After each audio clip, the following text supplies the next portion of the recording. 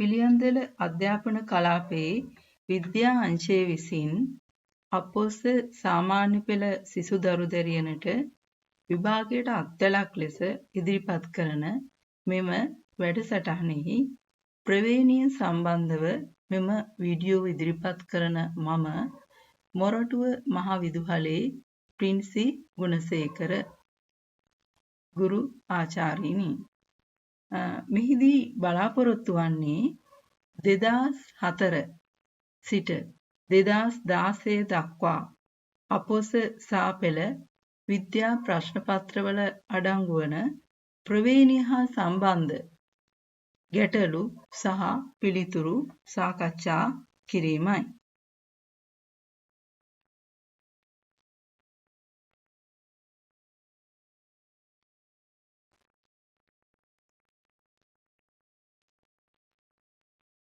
අපි පළමුවෙන්ම 2004 අපොස සාපෙළ ප්‍රශ්න පත්‍රයේ පළවෙනි කොටසේ තිබුණු 11 වෙනි ප්‍රශ්නය පිළිබඳව සලකා බලමු. ජීවීන්ගේ ලක්ෂණ තීරණය වන්නේ යම් අංශුමය සාධක විශේෂයකින් බව මුලින්ම අනාවරණය කරගත් විද්‍යාඥයා වන්නේ. මෙතන පිළිතුරු 4ක් දීලා තියෙනවා.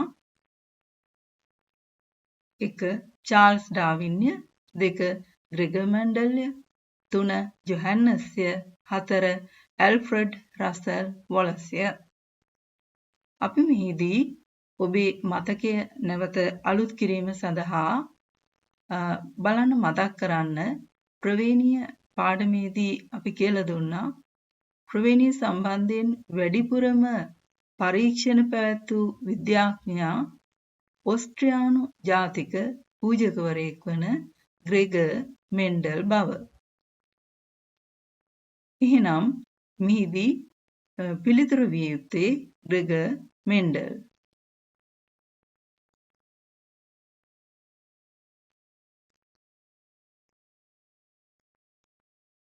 ග්‍රෙගර් මෙන්ඩල් මෙම පරීක්ෂණ සඳහා වැඩිපුරම යොදාගත්තේ ගෙවැත් වූ මෑ ශාකය බව ඔබට වැඩි වශයෙන් මතක් කළ යුතුයි. ගෙවතු මෑ ශාකයම යොදා ගැනීමට හේතු කිහිපයක් තිබුණා.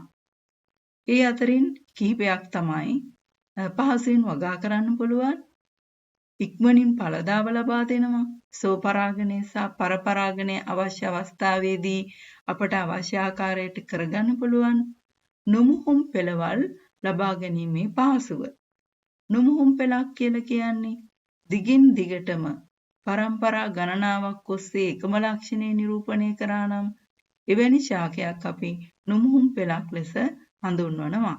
මේ ආදී ලක්ෂණ නිසා ඕස්ට්‍රියානු පූජක ග්‍රෙගර් මෙන්ඩල් ගෙවතු මෑ ශාකයම තෝරා ගත්තා.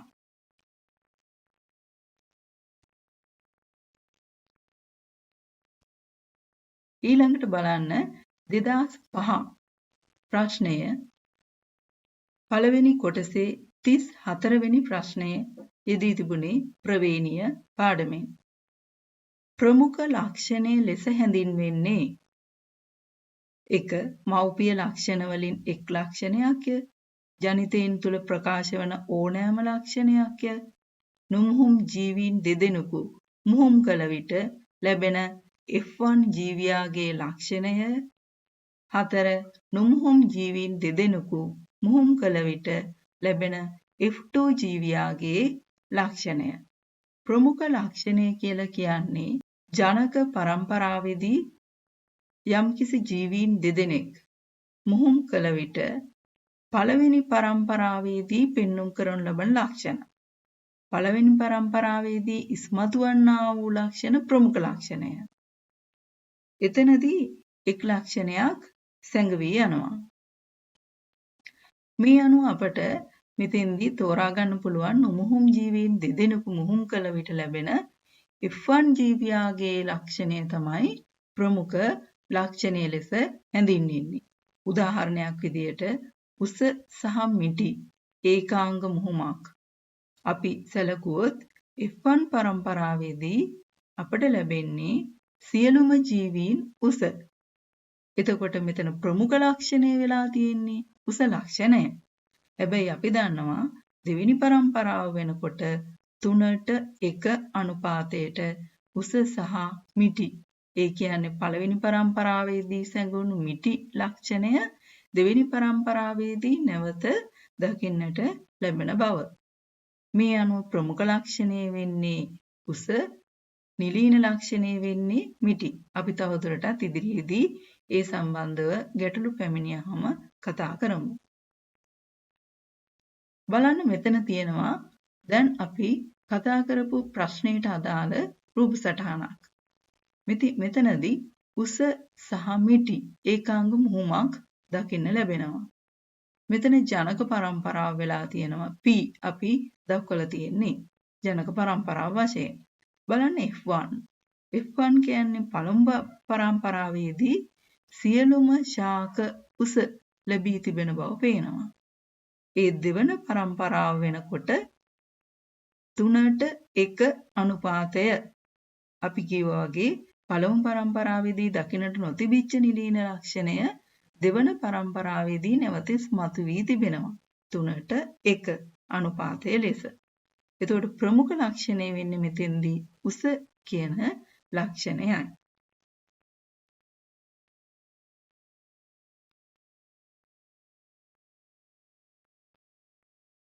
බලන්න 2006 දෙවන ප්‍රශ්නයේ 4 වෙනි කොටස මෙන්ඩල්ගේ පරීක්ෂණ සඳහා යොදාගත් ගෙවතු මෑ ශාකවල පහසුවෙන් හඳුනාගත හැකි ප්‍රතිවිරුද්ධ ලක්ෂණ තිබුණි. ශාකයේ උස හෝ මිටි බව එවැනි ප්‍රතිවිරුද්ධ ලක්ෂණ යුගලයකි. උස බව ප්‍රමුඛ ලක්ෂණයද මිටි බව නිලීන ලක්ෂණයද වේ.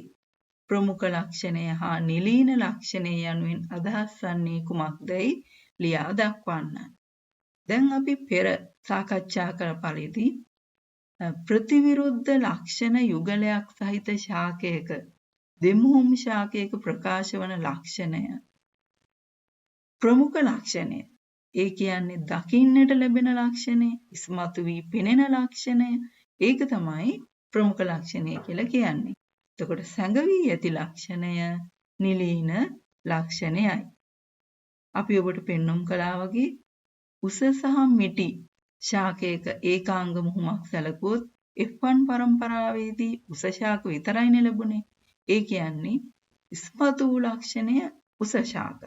එහෙමනම් එතෙන්දී උස ලක්ෂණය තමයි ප්‍රමුඛ ලක්ෂණය වෙන්නේ. එතෙන්දී දකින්නට නොලැබුණු ලක්ෂණය මිටි. ඒක තමයි නිලීන ලක්ෂණය. නිවැරදි පිළිතුර අපි ඔබට දක්වා තිබෙනවා.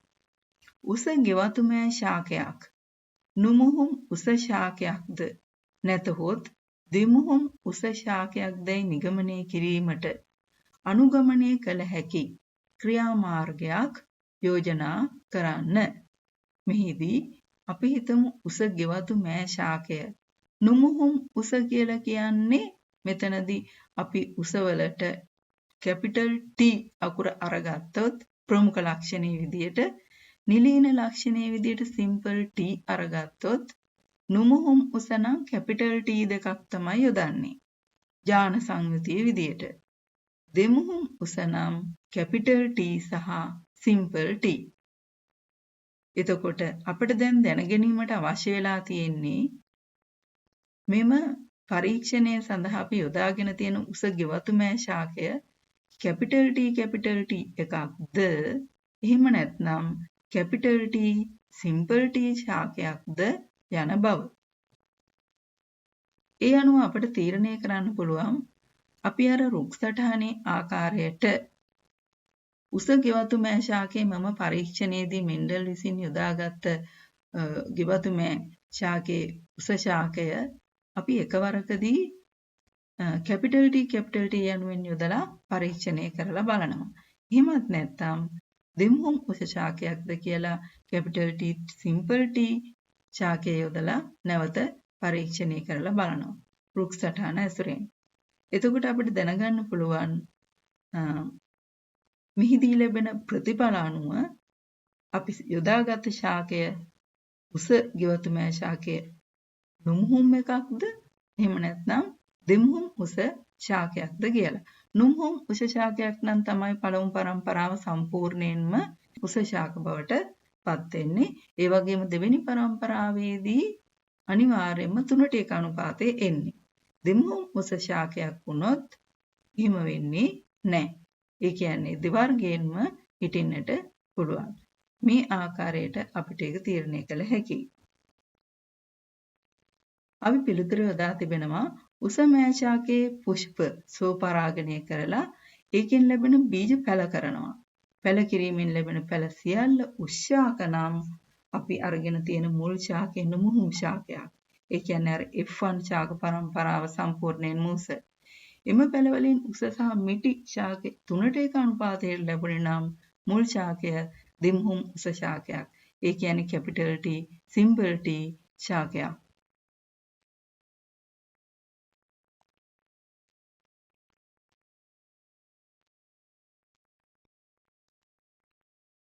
බලන්න ඊළඟට තිබුණේ 2009 සාමාන්‍ය පෙළ ප්‍රශ්න පත්‍රයේ පළවෙනි කොටසේ ප්‍රශ්න දෙකක් 12 සහ 13 ප්‍රශ්න. ඒකට පොඩි විස්තරයක් දීලා තිබුණා සම යුග්මක සහ විෂම යුග්මක ජීවීන් දෙදෙනෙකු අතර සිදු කළ මුහුම්කරණයක් මෙහි දැක්වේ. R ප්‍රමුඛ ලක්ෂණය වන අතර සිම්පල් R නිලීන ලක්ෂණය වේ. F1 පරම්පරාවේ ජීවීන්ගේ ප්‍රවේණිදර්ශ අනුපාතය කුමක්ද? මෙතන අරගෙන තියෙන්නේ සමයුග්මක විෂම යුග්මක ජීවීන් දෙදෙනෙක්. සිදු කළ මුහුම්කරණයක් තමයි මේ අනුව අපට කියන්නේ. R ප්‍රමුඛ ලක්ෂණය වන අතර සිම්පල් R නිලීන ලක්ෂණය වේ. මේ සඳහා ඔන්න රූප සටහනක් තියෙනවා එහා පැත්තේ. මේ රූප සටහනත් ප්‍රශ්න පත්‍රයේ ඔබට දී තිබුණා. බලන්න සමයුග්මක තියෙන්නේ කැපිටල් R කැපිටල් R. විෂම යුග්මක තියෙන්නේ simple capital R simple R. මෙම මුහුමේදී බලන්න කැපිටල් R අවස්ථා දෙකක් ලැබිලා තියෙනවා. කැපිටල් R ප්‍රවේණිදර්ශ එන අවස්ථා දෙකක් දීලා තියෙනවා. ඒ කියන්නේ සමයුග්මක අවස්ථාව. ඒ වගේ සමයුග්මක ප්‍රමුඛ ලක්ෂණය ලැබුණු අවස්ථා දෙකයි. ඊගාවට විෂම යුග්මක අවස්ථා දෙකකුත් ලැබිලා තියෙනවා. මේ අනුව ප්‍රවේණිදර්ශ අනුපාතය ඇහුවොත් මේ කොටුව ඇතුලේ අපි දකින්නේ එකිනෙකට වෙනස් ජාන සංයුතීන් දෙකයි. කැපිටල් R අවස්ථාව කැපිටල් R සිම්පල් R අවස්ථාව. ඒ අනුව අවස්ථා දෙකකට අවස්ථා දෙකක් තියෙනවා. 2 අණු 2 සරල බවට පත් කළාම 1 එහෙනම් මෙතන පිළිතුරු වශයෙන් ලැබෙන්නේ 1 අණු 1. ප්‍රවේණිදර්ශ අතර අනුපාතය ඔය විදිහටයි එන්නේ. ඊළඟට බලන්න මේ ප්‍රශ්නේදීම මේ විස්තරයෙන්ම අපිට නැවත තවත් ප්‍රශ්නයක් දුන්නා. F1 පරම්පරාවේ ජීවීන්ගේ රූපානුදර්ශ අතර අනුපාතය කුමක්ද? එතකොට මෙතන කැපිටල් R කියන්නේ ප්‍රමුඛ ලක්ෂණය නම් උදාහරණයක් විදිහට අපි හිතමු රතු කියලා. එතකොට කැපිටල් R කියන්නේ රතු. සම යුග්මක රතු. එතකොට කැපිටල් R සිම්පල් R කියන්නේ විෂම යුග්මක රතු. එතකොට මෙතන ඉන්න සියලුම දෙනා රතු රූපානුදර්ශය දරන්නේ. රූපානුදර්ශය කියන්නේ පිටින් පෙනෙන ස්මතු වෙන ලක්ෂණය. අපි ශාකයක් දිහා බැලුවාම ඒක උස එකක්ද මිටි එකක්ද? අපි පුෂ්පයක් දිහා බැලුවාම ඒක රතුද සුදුද? ඒ විදිහට පිටින් පෙනෙන ලක්ෂණයට අපි කියනවා රූපානුදර්ශය කියලා. එතකොට මේ අවස්ථා හතරෙදිම අපි දකින්නේ එකම රූපානුදර්ශය. ඒ අනුව පිළිතුර වෙන්නේ සියල්ලෝම එකම රූපානුදර්ශ වේ කියන එකයි.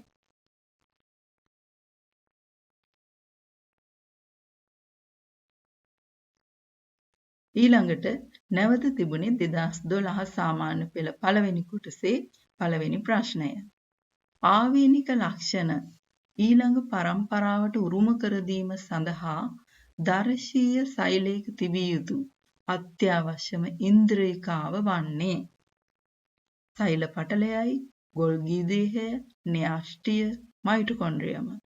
මේ ප්‍රශ්නයේදී ඔබ සෛලයේ අභ්‍යන්තර ඉන්ද්‍රියකා නැවත මතක් කරගන්න. මෙතෙන්දී නම් ආවේනික ලක්ෂණ ඊළඟ පරම්පරාවට උරුම කර දීම සඳහා දර්ශීය සෛලයක තිබිය යුතු අත්‍යවශ්‍යම ඉන්ද්‍රියකා වන්නේ න්‍යාෂ්ටිය.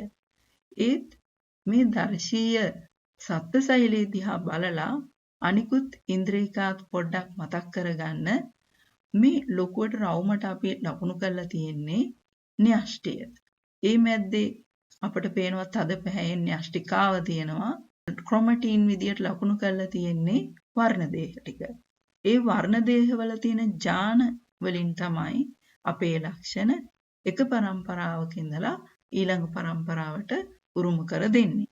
මේ අනුව ලක්ෂණ සම්ප්‍රේෂණය සඳහා අත්‍යවශ්‍යම ඉන්ද්‍රියකාව මේ දී ඇති ඉන්ද්‍රියකා අතරින් න්‍යාෂ්ටිය විදියට තෝරා ගන්න පුළුවන්. මේ බලන්න එම ප්‍රශ්න පත්‍රයේම 10 වෙනි ප්‍රශ්නය විදියට දීලා තිබුණා. උස් බව ප්‍රමුඛ ලක්ෂණය හා මිටි බව නිලීන ලක්ෂණය වූ ශාක ප්‍රභේදයක විෂම යුග්මක ශාක දෙකක් මුහුම් කරන ලදී. ජනිත ශාකවල රූපානුදර්ශ අනුපාතය කුමක්ද?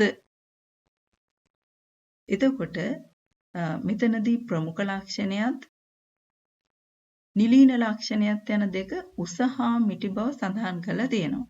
විෂම යුග්මක ශාක දෙකක් තමයි මුහුම් කරලා තියෙන්නේ. එතකොට විෂම යුග්මක ශාක දෙකක් මුහුම් කරා නම් අපි හිතමු උස බවට කැපිටල් T සහ මිටි බවට සිම්පල් T දුන්නොත් capital T simple T capital T simple T දෙකක් තමයි මෙතනදී මුහුම් කරලා තියෙන්නේ. ඒ කියන්නේ විෂම යුග්මක ශාක දෙකක් නිසා. එතකොට 3ට 1 අනුපාතය ලැබෙනවා. ජනිත ශාකවල රූපානුදර්ශ අනුපාතය 3ට 1 ආකාරයට ලැබෙනවා.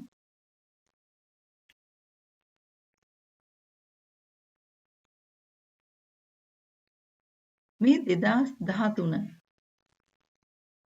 සාමාන්‍ය පෙළ පළවෙනි කොටසේ දකින්නට ලැබුණු ප්‍රශ්නයක්. 12 වෙනි ගැටලුව තැලසීමියා රෝගය ආවේනිකව සම්ප්‍රේෂණය වන ආකාරය සටහනෙහි දක්වා ඇත. ස්වාභාවිකව හිමොග්ලොබින් නිෂ්පාදනයට අදාළ ප්‍රමුඛ ජානය කැපිටල් T සිම්පල් T වලින් විකෘති නිලීන ජානයත් පෙන්වුම් කරනවා.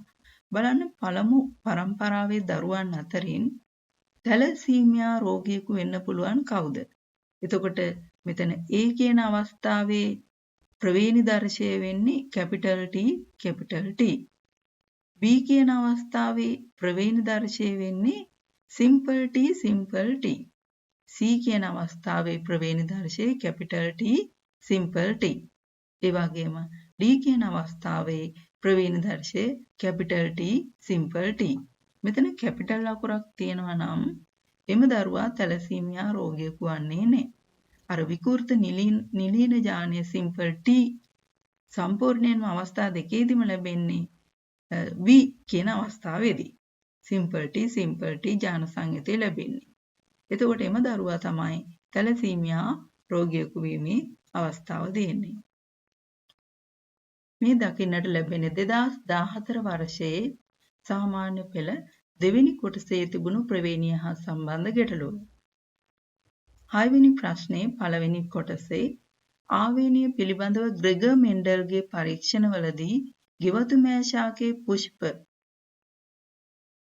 වර්ණ නැමැති ලක්ෂණය සඳහා ලක්ෂණය පදනම් කරගෙන කරන ලද ඒකාංග මුහුමක ප්‍රතිඵල පහත වගුවේ දීලා තියෙනවා. ලක්ෂණය පුෂ්ප වර්ණය මුහුම් කිරීමේදී දම් පාට මල් සහ සුදු පාට මල් සහිත ශාක දෙකක් එකිනෙක මුහුම් කරලා තියෙනවා. එතකොට F1 පරම්පරාවේදී ලැබුණු සියල්ලම දම් පාට පුෂ්ප. F2 පරම්පරාවේදී දම් පාට මල්ගස් 705ක් සහ සුදු පාට මල්ගස් 224ක් ලැබිලා තියෙනවා. ඒ කියන්නේ ආසන්න වශයෙන් දල වශයෙන් ලැබෙන අනුපාතය 3:1.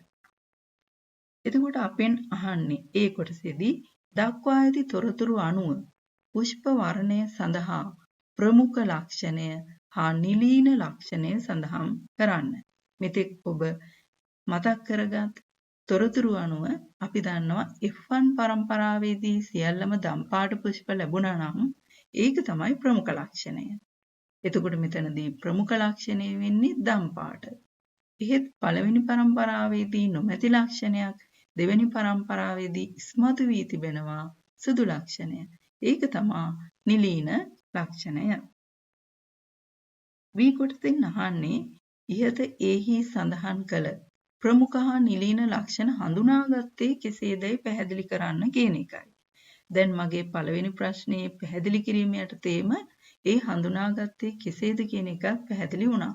මොකද අපි ඒක තීරණය කරන්නේ F1 පරම්පරාවේ තිබුණු සියලුම දම්ප ඇති පුෂ්ප නිසා එතෙන්දි ප්‍රමුඛ ලක්ෂණය ඉස්මතු වෙච්ච ලක්ෂණය දම්පාට නිසා අපි ඒක ප්‍රමුඛ ලක්ෂණයේ විදිහටත් එතෙන්දි සැඟවිලා තියලා දෙවෙනි පරම්පරාවේදී නැවත ඉස්මතු වෙච්ච ලක්ෂණය සුදු පාට නිසා ඒක නිලීන ලක්ෂණය වශයෙන්ුත් අපි හඳුනා ගන්නවා. ඉහත වගුවේ දැක්වෙන පරිදි පුෂ්පවල දම් හා සුදු වර්ණ F2 පරම්පරාවේදී ප්‍රවේණිගත වූ රටාව පෙන්වීමට කැපිටල් R හා සිම්පල් R යන ඉංග්‍රීසි අක්ෂරයද සුදුසු පරිදි යොදාගෙන සටහනක් අඳින්න. මෙහිදී ඔබට F2 පරම්පරාව විතරයි අඳින්න වෙන්නේ. එතකොට අපි පළමු පරම්පරාවේදී පැමිණි කැපිටල් R සිම්පල් R කියන විෂම යුග්මක දම් පැහැති ශාක දෙකක් සුදුසු ආකාරයට ප්‍රවේණිගත වන ආකාරය දක්වන්න අපිට ක්‍රම දෙකක් තියෙනවා. එකක් රුක් සටහන ඇසුරෙන් අනිත් එක පනට් වගුව ඇසුරෙන්. එතකොට පනට් කොටුවක් හෝ රුක් සටහනක් යන දෙකෙන් ඔබට කැමති එකක් මේ අවස්ථාවේදී පෙන්වන්න පුළුවන්. හැබැයි ඔබේ ප්‍රශ්න පත්‍රයේ අසා තිබුණේ පනට් කොටුවක් ඇසුරෙන් මේ දක්වන්න කියලා නම් එතකොට ඔබට දක්වන්න වෙන්නේ පනට් කොටුවක් ඇසුරෙන් පමණයි.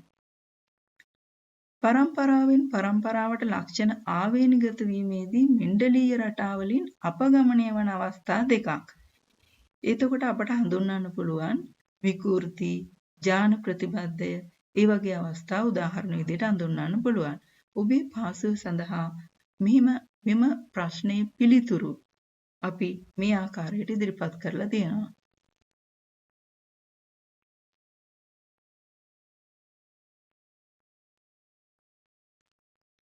බලන්න මෙහිදී අර අපි කිව්වා වගේ කැපිටල් R ජනක පරම්පරාව F2 දෙවෙනි පරම්පරාව නිරූපණය කරන ආකාරය රුක් සටහනකින් පෙන්වා තියෙනවා.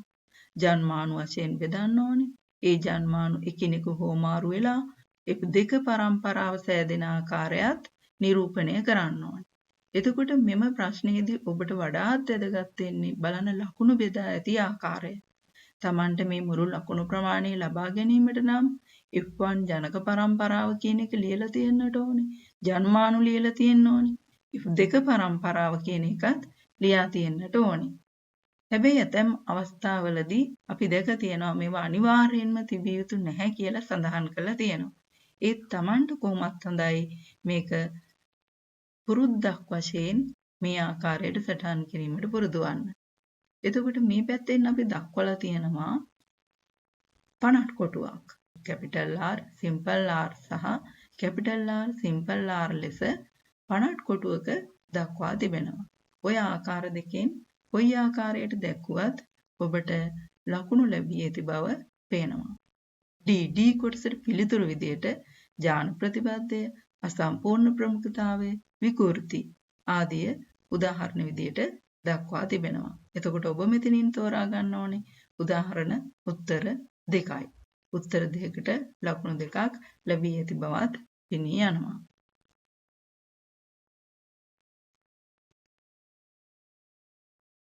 මේ තියෙන්නේ 2017 වර්ෂයේ පැමිණි ප්‍රශ්නය. දෙවෙනි කොටසේ මෙන්ඩල් විසින් ගෙවතු මෑ ශාකය තෝරාගෙන ආවේනීය පිළිබඳව කරන ලද පරීක්ෂණයට අදාළ රූප සටහනක් පහත දැක්වේ. එතනදී රූපානුදර්ශය තමයි රවුම් බීජ, හැකුලෙනු බීජ. මම ඔබට කිව්වා රූපානුදර්ශය කියන්නේ ශාකයක හෝ බීජයක හෝ මලක හෝ පිටින් බාහිරව පේන ස්වરૂපය. ඒක තමයි රූපානුදර්ශය විදියට දක්වලා තියෙන්නේ. ප්‍රවේණිදර්ශය කියන්නේ ඥාන සංයුතිය. බලන්න ප්‍රවේණිදර්ශයේ විදියට රවුම් බීජය දක්වලා තියෙනවා කැපිටල් R කැපිටල් R සමයුග්මක. එතකොට සමයුග්මක. එතකොට අතනත් සමයුග්මකම තමයි හැකුළුණු බීජය. මෙතන සමයුග්මක ප්‍රමුඛ හැකිලුණු බීජය කිව්වහම සමයුග්මක නිලීන. එතකොට ජන්මාණු විදියට ගත්තොත් රවුම් බීජය කැපිටල් R. එතන ඌනන විභාජනයක් සිදුවන බව ඔබට මතකයි.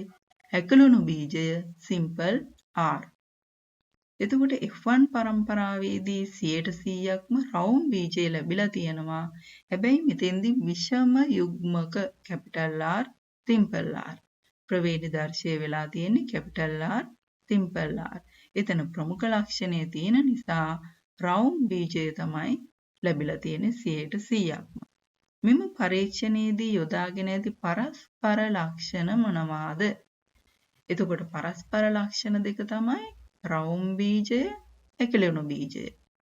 දෙවෙනි කොටස මෙම ක්‍රියාවලියේදී ඌනන විභාජනය සිදුවන්නේ කුමන පියවරේදීද?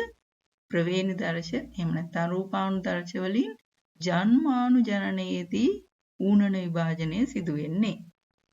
ඊගවට තුන්වෙනි කොටසේ A. ඉහත පරීක්ෂණයට අනුව F1 පරම්පරාවේ ඒකාංග මුහුමක ලක්ෂණ ප්‍රවේණිගත වන ආකාරය රූප සටහනක් මගින් පෙන්වන්න. එතකොට ඕගොල්ලෝ කරන්න ඕනේ F1 පරම්පරාවේ ඒකාංග මුහුමට RR සහ RR. එතකොට ওই ප්‍රවේණිදර්ශයේ F1 පරම්පරාවේ ප්‍රවේණිදර්ශයේ ශාක දෙකක් නැවත මුහුම් කිරීමක් සිදු කිරීමක් කළ යුතුයි. එතකොට අර අපි ඉස්සෙල්ල පෙන්වුව ආකාරයේම රුක් සටහන් ඇසුරෙන් හෝ පනට් කොටුවක් ඇසුරෙන් හෝ තමයි ප්‍රවේණිගත වන ආකාරය පෙන්වන්න ඕනේ. ඉහත මුහුමේදී F2 පරම්පරාවේ ලැබෙන දුහිතෘ ජීවීන්ගේ ප්‍රවේණිදර්ශ සහ ඒවාට අනුරූප රූපානුදර්ශ ලියන්න. එතකොට ඔබට මතකයි මෙතෙන්දී කැපිටල් R එකක් සහ කැපිටල් R සිම්පල් R දෙකක් සහ සිම්පල් R තනි අවස්ථාවක් ලැබෙනවා. 3ට 1 අනුපාතය තමයි අපිට ලැබෙන්නේ. ඉහත සඳහන් පරිදි ආවේනික ලක්ෂණ ඊළඟ පරම්පරාවට සම්ප්‍රේෂණය වීම සෑම ජීවියෙකුටම පොදු වේ. ඒ අනුව ලේ නෑයින් අතර විවාහ සිදු නොකිරීමේ වැදගත්කම කෙටියෙන් පැහැදිලි කරන්න. සමහර වෙලාවට ආවේනිකව සම්ප්‍රේෂණය වන රෝග තියෙන්න පුළුවන්. ජාන විකෘතතා, ඒ වගේ ජාන ප්‍රතිබද්ධ ජාන ඇසුරෙන්, ඒ වගේ ආවේනිකව සම්ප්‍රේෂණය වන රෝග, හෙමොෆීලියාව, තැලසීමියාව, රතුගල වර්ණාන්ධතාවය ආදී වශයෙන් තියෙන්නට පුළුවන් ආවේනිකව සම්ප්‍රේෂණය වන රෝග. එතකොට එවැනි ආවේනිකව සම්ප්‍රේෂණය වන රෝග අනුව මෙම රෝග නැවත නැවතත් ඉදිරි පරම්පරාවලට යාමේ හැකියාවක් ඇති බැවින් විවාහ සිදු නොකිරීම වඩා වැදගත්. ඔබේ පාසුව සඳහා 2017 ප්‍රශ්නයට පිළිතුරු මේ ආකාරයට දක්වලා තියෙනවා. බලන්න දෙවෙනි පරම්පරාවේ රූපානුදර්ශ දෙක capital R simple R capital R simple R. තවත් වැදගත් යමක් මතක තබා ගත යුතුයි. ඔබෙන් ඇහුවේ ප්‍රවේණිදර්ශ අනුපාතය නම් වැදගත්ම දේ ඔබෙන් ඇහුවේ ප්‍රවේණිදර්ශ අනුපාතය නම් අනුපාතය 3ට 1 නොවේ. 1ට 2ට 1. එහෙම වෙන්නේ කැපිටල් R තියෙන්නේ සමයුග්මක රවුම් බීජ 1යි. විෂම යුග්මක රවුම් බීජ 2යි. අනිත් එක හැකලුණු බීජ 1යි. එහෙමනම් 1ට 2ට 1 ඒ ප්‍රවේණිදර්ශ අනුපාතය. රූපානුදර්ශ අනුපාතය තමයි 3ට 1 වෙන්නේ. ඒක බොහෝ ළමයින් පටලවා ගන්නා කරුණක්. අපි 4 වෙනි කොටසටත් පිළිතුර ලියා තිබෙනවා ඔබේ පහසුව සඳහා. ඊළඟට 2019 සාමාන්‍ය පෙළ දෙවෙනි කොටසේ තමයි ප්‍රවේණිය හා සම්බන්ධ ගැටලුවක් දකින්නට ලැබුණේ. X නම් ශිරපායි සත්ව විශේෂයක දේහ සෛලයක අඩංගු වර්ණ දේහ සංඛ්‍යාව 40කි. පළවෙනි ප්‍රශ්නය X සතු ජන්මානු මාතෘ සෛල ඌනන විභාජනය වීමෙන් ලැබෙන දුහිතෘ සෛලවල අඩංගු වර්ණ දේහ සංඛ්‍යාව කොපමණද? මෙතන අහලා තියෙන්නේ ඌනන විභාජනය වීමෙන් ලැබෙන කියලා. එතකොට ඌනන විභාජනයේදී ලැබෙනවා නම් පෙරකී වර්ණදේහ සංඛ්‍යාව හරි අඩක් බවට පත් විය යුතුයි. එතකොට වර්ණදේහ සංඛ්‍යාව හරි අඩක් බවට පත් වෙනවා නම් වර්ණදේහ සංඛ්‍යාව 20යි. ඊගොඩ දෙවෙනි කොටස X සතු ජන්මානු මාතෘ සෛල ඌනන විභාජනය වීමෙන් හටගන්නා දුහිතෘ සෛල වර්ගයක් නම් කරන්න.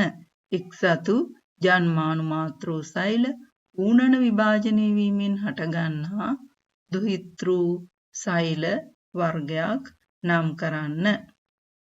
මේකෙදි අපිට කියන්න පුළුවන් ඩිම්බ හෝ ශුක්‍රාණු. තුන්වෙනි කොටස අනූනන විභාජනයෙන් ඇතිවන දුහිතෘ සෛලයක් ඌනන විභාජනයෙන් ඇතිවන දුහිතෘ සෛලයකින් වෙනස් වන්නේ කෙසේද? ඌනන විභාජනයකින් ඇති වෙන්නේ ජන්මානු සෛලනේ. ඒවායේ වර්ණදේහ සංඛ්‍යාව මුල් වර්ණදේහ සංඛ්‍යාවෙන් ජන්මානු මාතෘ වර්ණදේහ සංඛ්‍යාවලින් හරි අඩයි. එතකොට අනූනන විභාජනයෙන් සෑදෙන සෛලයක නම් පෙර කී සෛලයේ වර්ණදේහ සංඛ්‍යාවම තිබෙනවා. ඒක තමයි ප්‍රධානම තියෙන වෙනස්කම. ඊළඟට ගෙවතු මේ ශාකවල බීජ හැඩය රවුම් හා හැකිලුණු වශයෙන් ආකාර දෙකයි.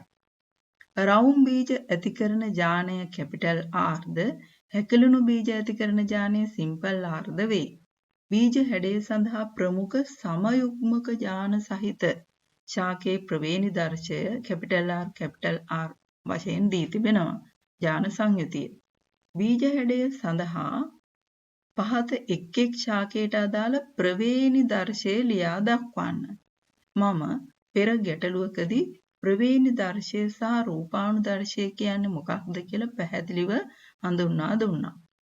නිලීන සමයුග්මක ජාන සහිත ශාකය. මෙතන නිලීන ජානයේ සිම්පල් R වශයෙන් හඳුන්වලා තියෙනවා.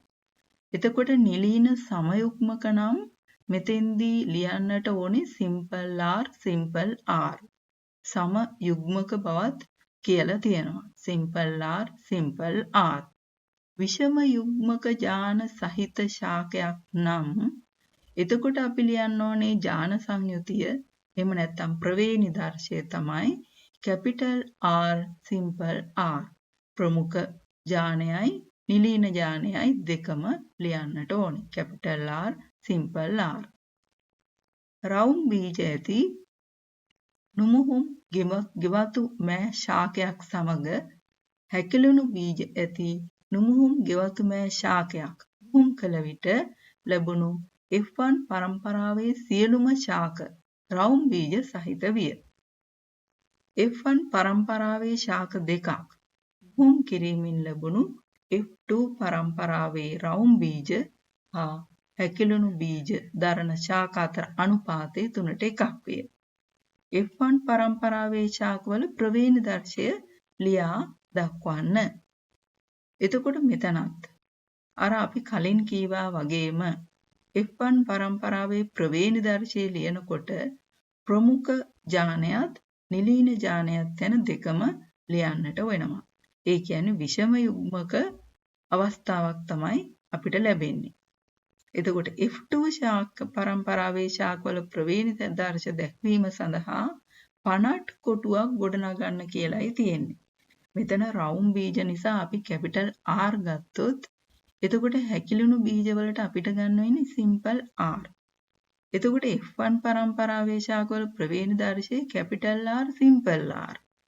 F2 පරම්පරාව දක්වන්න ප්‍රවේණිදර්ශයේ පනට් කොටුව අර කොටු හතරේ කොටුව ගොඩනගලා පෙන්වන්නට ඕනේ. අපි කිව්වා ඔබට දක්වන්න පුළුවන් F2 පරම්පරාව දක්වන්න පුළුවන් ආකාර දෙකක් තියෙනවා. එකක් ඔය රුක්සටහන් ආකාරයට අනිත් එක පනට් කොටුවේ ඇසුරෙන්. මෙතන කියලාම තියෙන නිසා පනට් කොටුව ගොඩනගන්නට වෙනවා. බොහෝ ළමයින්ට පනට් කොටුව කියන එක වැඩිය හිතට යන්නේ නැහැ. මොකද නිතරම ඇඳලා පුරුදු අර අනික් ආකාරයට නිසා. F2 පරම්පරාවේ ශාකවල ප්‍රවේණි දර්ශ අතර අනුපාතය තමයි 3ට 1. වැරදි. එහෙම කිව්වොත් නම් වැරදි. මම ඒක පැහැදිලිවම කිව්වා. ඔය කිව්වේ ප්‍රවේණි දර්ශ අනුපාතය නෙවෙයි රූපානුදර්ශ අනුපාතය කියලා. මොකද ශාකවල පිටින් පෙනෙන ශාකවල පුෂ්පවල එතකොට බීජවල පිටින් පෙනෙන ආකාරය තමයි රූපානුදර්ශ කියන්නේ. එතකොට ප්‍රවේණි දර්ශ කියන්නේ ඥාන සංයුතිය. එතකොට F2 පරම්පරාව ප්‍රවේණි දර්ශ අනුපාතය ඇහුවොත් මෙතෙන් ලියන්න ඕනේ 1ට 2ට 1. අපි ඒක ඉස්කලිනුත් පැහැදිලි කළා. මෙන්න බලන්න මේ 2019 පිළිතුරු පත්‍රය ඇසුරෙන් ඔබට ඔය කිව් කාරණා ටික තවත් පැහැදිලි කරගන්න පුළුවන්.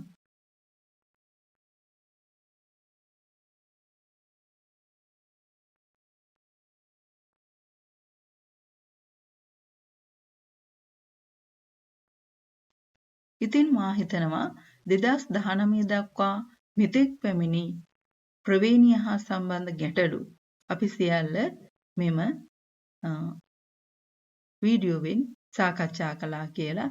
ඒ ඔබට මහත් රුකුලක් වෙයි 2020ත් එවැනි ප්‍රශ්නයක් ලැබුණොත් පිළිතුරු ලිවීම සඳහා.